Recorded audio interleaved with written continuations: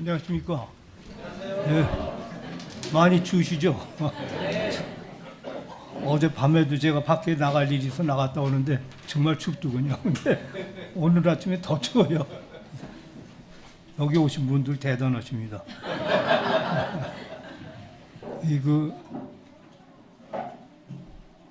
요새 입시철이라 그런 농담이 있어요. 공부 안 하면 몰라서 틀리고 어설프게 한 학생은 헷갈려서 틀린다. 근데 저도 어설픈 학생이거든요. 근데 될 수만 있으면 틀리지 않고 잘 찍어갔으면 좋겠습니다. 이 표대라는 제목은 목사님께서 얼마 전에 제목을 잘 잡으면은 얘기가 훨씬 재밌게 될 수 있다고 하는데 그것도 말이 되는 것 같아요. 왜 그러냐면 제가 몇 년 전인데 회광반조라고 하는 제목으로 말씀을 드린 게 있는데 기억하실지 모르겠어요. 이게 불교 용어인데 이 자기가 발광체가 아니고 저 발광체에서 빛을 받아서 반사하는 거다. 그러니까 우리는 그 주님의 발광체의 빛을 받아서 그걸 반사하면 된다는 그런 뜻의 얘기인데 나중에 와서 들으면은 회광반조란 거 하셨죠? 저한테 묻는 사람이 있어요. 그래서 이게 다른 내용은 아니고 제목은 이렇게 중요하구나 했는데 오늘은 표대란 거 하셨죠? 얘기를 모르겠습니다. 제가 오늘 말씀 줄거리를 잡은 것이 한 달 전이었는데 그동안에 박현진 형제께서 말씀하신 증거 내용과 중복된 게 있습니다. 떼제 공동체 부분인데 그래서 중복 안 되는 부분만 좀 보완하는 것으로 시작하려고 합니다. 2달 전에 제가 서울에 있는 2명의 떼제 수사와 식사를 같이 했습니다. 떼제 수사들은 직분 없이 그러니까 직책이니 뭐 이런 게 없으니까요. 이름만 부르고 있습니다. 그래서 그 브라더 앤서니 이 사람이 오늘 제가 얘기하는데 주인공이 되는 사람인데 명함도 브라더 앤서니 오브 떼제 커뮤니티예요. 그냥 그렇게만 하고 있으니까 자기 본명을 나타내질 않는데 그래도 노력해서 옆 사람을 통해서라도 본명을 알긴 했는데 그렇게 들은 본명이라 제가 잊어버렸어요. 그래서 그는 본명 없이 그냥 브라더 앤서니예요. 그러니까 모든 떼제 사람들은 다 브라더, 근데 시스터는 없어요. 그건 좀 불만인데 떼제에서 아직까지도 시스터도 하자 하는 얘기를 내세운 적이 없다고 그래요. 그러니까 그만큼 그 경직되어 있긴 한 것 같은데 이 앤소니 수사와 신한열 수사라고 서강대학 철학과 나온 분이 있는데 근데 이 앤소니 수사는 옥스포드 대학에서 고중세 영문학을 전공한 후에 떼제 수사가 돼서 1979년 한국에 와서 서강대학에서 오래 가르치다가 서강대학에서 이제 영문학을 가르쳤는데요. 가르치다가 그 은퇴한 후에 영문학자 겸 번역가로 활동하는 분입니다. 앤소니 수사는 일찍이 한국으로 귀화해서 이름을 안선재로 바꿉니다. 여기 귀화라고 하는 용어가 조금 애매한데 왜 그러냐면 원래 귀화라고 하는 것은 그 자기가 그 존중하는 문화의 중심지 그걸 찾아가는 걸 귀화라고 그러거든요. 그래서 그 일본에서 전에는 그 한반도에서 건너간 사람들을 귀화인이라고 그랬는데 그 우리 측에서 그 귀화인이 아니다. 니네가 필요해서 간 사람들이니까 해서 일본 학계에서도 나중에는 이제 도레인이라고 바다를 건너서 일본으로 온 사람들이다 하는 객관적인 용어를 쓰는데 어떻든 일반적으로 우리는 그렇게 쓰기 때문에 귀화명을 안선재로 부르고 있습니다. 아시겠습니다만 그 선제동자라고 하는 사람이 그 화엄경에 나오는 진리를 찾아서 쭉 다니는 그 선제동자 아니에요. 그래서 그 안선제라는 이름도 거기에서 자기가 선제동자처럼 진리를 찾아다니는 사람이다 이런 것을 암시하고 있는 겁니다. 그가 얼마 전에 세계 한국 최초의 신부이면서 순교자인 다 아시는 김대건 신부 그리고 최양학 신부 이 두 사람의 편지를 모아서 번역한 책을 보내줬습니다. 이 두 신부 모두 탄생 200주년 기념해서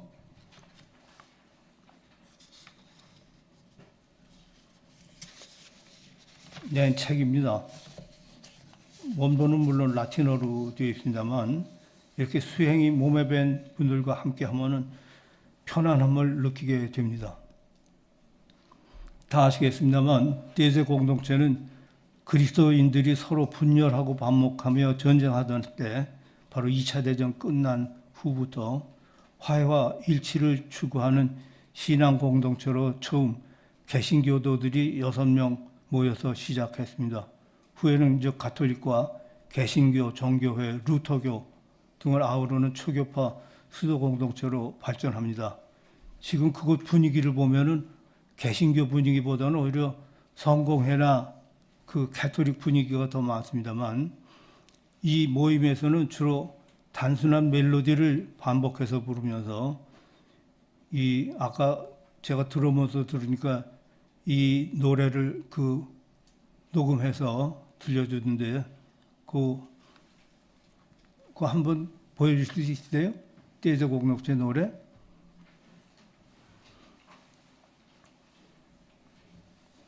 네, 이런 겁니다. 사랑의 나눔 있는 곳에 하나님께서 계시도다. 이걸 갖다가 보통 한 10번은 하는 것 같아요.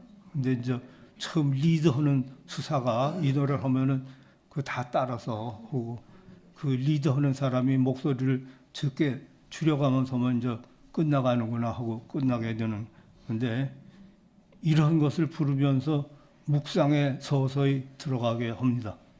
그래서 이것은 서서히 기도로 바뀝니다.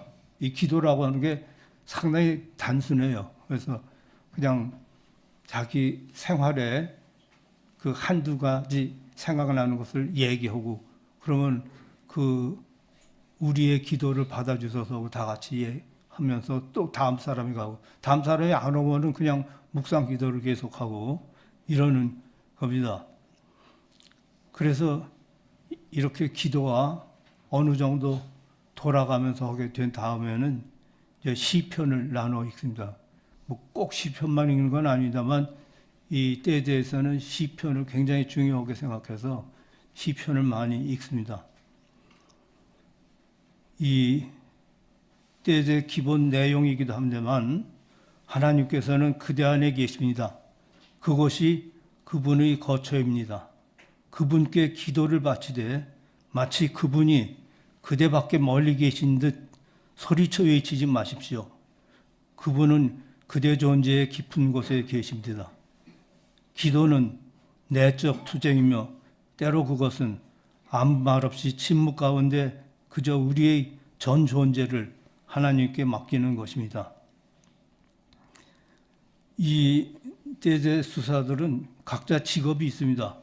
그래서 자기들이 이제 모여서 공동 생활을 합니다만 또 봉사도 합니다만 이 안선재 수사는 지금 말씀드렸듯이 서강대학교 영문과 교수였고 이 전에 세길교회 수련회 와서 노래도 인도하고 했던 마크 수사 같은 사람은 스테인드 글라스를 만드는 화가입니다. 그래서 이런 사람들이 각종 활동으로 인해서 봉사활동을 포함해서 일해서 받은 수입 모두 공동체 그 공동으로 모아 같이 쓰며 지냅니다.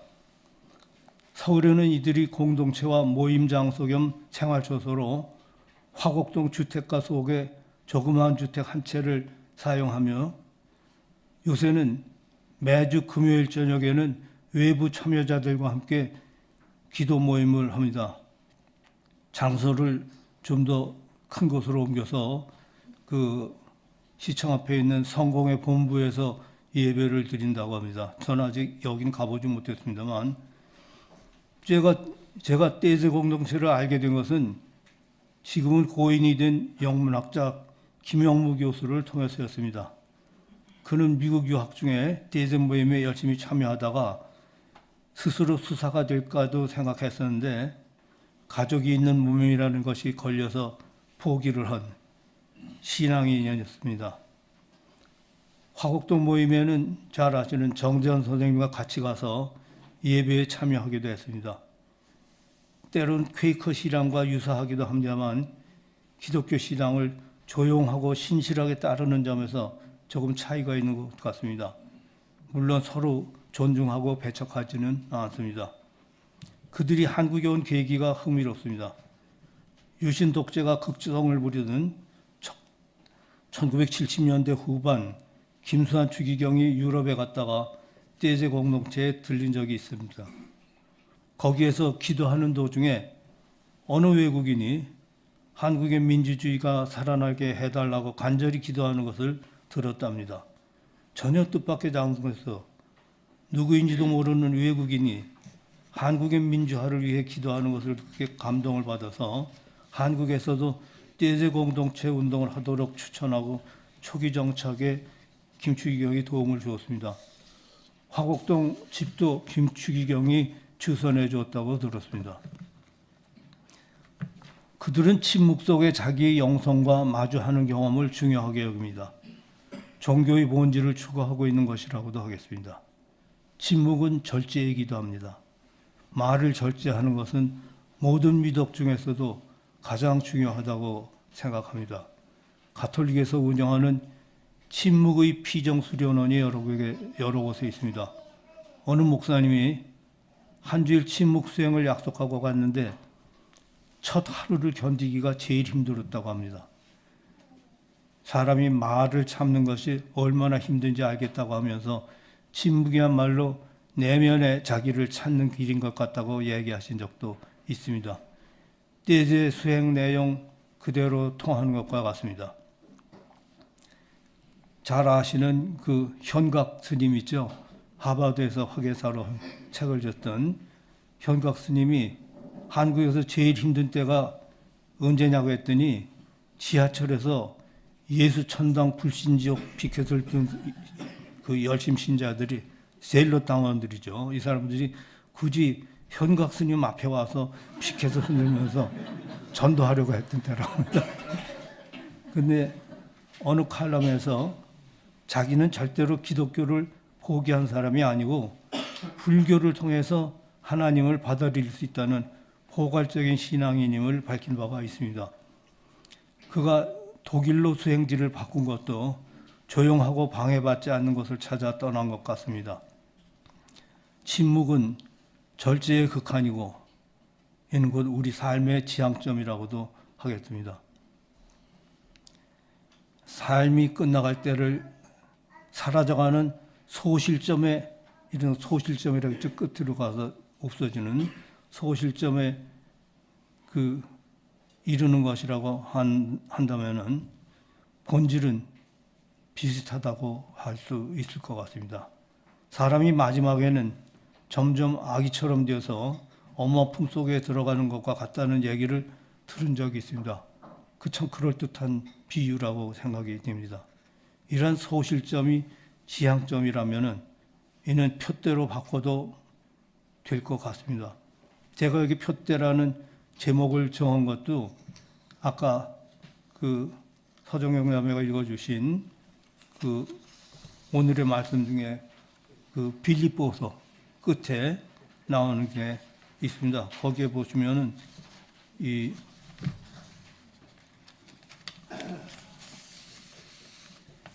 빌립보서 3장 14절 제가 다시 한번 읽겠습니다. 그리스도 예수 안에서 하나님께서 위로 부르신 그 부르심의 상을 받으려고 목표점을 바라보고 달려가고 있습니다. 근데 이 목표점이라고 하는 것이 제가 가진 성경책 몇 개 중에는 표대로 나온 것도 있습니다. 그래서 그 표대로 번역한 게 저는 우리말로서는 참 재밌다 하는데 이게 머릿속에 남아 있었습니다. 그래서 여기 제가 이것과 연결된 시를 하나 띄워드리겠습니다.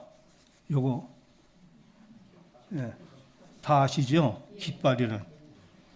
이것은 소리 없는 아우성, 저 푸른 해원을 향하여 흔드는 영원한 노스탈지아의 손수건. 순정은 물결같이 바람에 나부끼고 오로지 맑고 곧은 이념의 표대 끝에 애수는 백로처럼 날개를 펴다.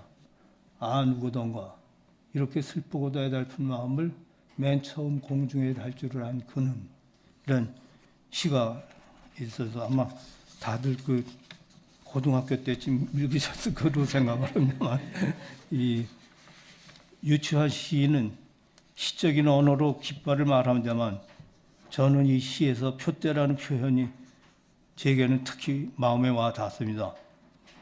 제목도 깃발이 아니고 표대로 기억하고 있었습니다. 이번에 이렇게 찾다 보니까 그 제목이 깃발이었습니다. 이념의 표대는 사람들에게 지향점의 역할을 하고 있습니다. 사도 바울은 몸이 쇠해가며 나는 낙심하지 않습니다. 우리의 겉사람은 낡아가나 우리의 속사람은 나날이 새로워갑니다. 우리가 지금 겪는 일시적인 가벼운 고난은 비교할 수 없는 영원한 영광을 우리에게 이루어줍니다. 이렇게 고린도 교우들에게 고백한 적이 있습니다. 우리의 속사람이 자라 새로워지는 것이 우리의 가는 길이라고 하면 그것은 겉사람이 느끼는 고난과 절망을 이겨낼 수 있을 것입니다. 언젠가 일주일에 한 번 교회에 나오는 것으로 우리의 신앙이 발전하고 돈독해질 수 있겠느냐고 의심하는 새길교에게 제가 그랬습니다. 그래도 안 나오는 것보다는 낫지 않겠느냐 그 말하며 이를 저 나름대로 설명을 하느라고 나선형적 전진, 이렇게 나선형으로 해서 돌다 보면 끝으로 가게 되잖아요. 나선형적 전진이라고 말한 적이 있습니다. 급경사로 된 산 정상에 오르는 길을 급히 바위를 타고 올라갈 수 없다면 시간이 걸려도 빙빙 돌아가며 올라가는 수밖에 없습니다. 정상이 있다는 믿음을 갖고 우리들은 끊임없이 올라가는 새 길이 도반이 아닐까, 그렇게 생각이 듭니다. 우리의 관심이 겉으로만 향하고 있다면 우리는 약해지고 걱정 근심에 빠지게 되기 쉽습니다. 하나님이 내 속에 있기 때문에 우리의 뜻과 정성을 모두 내 속으로 향하면 속사람이 튼튼해지고 그 길에 힘이 나고 즐거울 수 있겠죠. 산 정상에는 표대가 있습니다. 표대는 내 뜻대로 세운 표대가 아닙니다. 내가 표대를 향하여 달려가는 것이 아니라면 아마 표대가 끝내는 나를 이끌어 주겠죠. 묵묵히 절제하며 침묵 속에 하나님을 찾는 떼제 수행자들과 조금이나마 뜻을 같이 하는 새길 교우들이 되기를 소망하면서 기도드리겠습니다. 표대를 보여주시고 표대가 되시는 하나님, 우리 모두는 절제와 침묵 속에 그 표대를 찾아가려고 합니다. 우리의 기원을 받아주시옵소서. 예수님의 이름으로 기도드립니다. 아멘.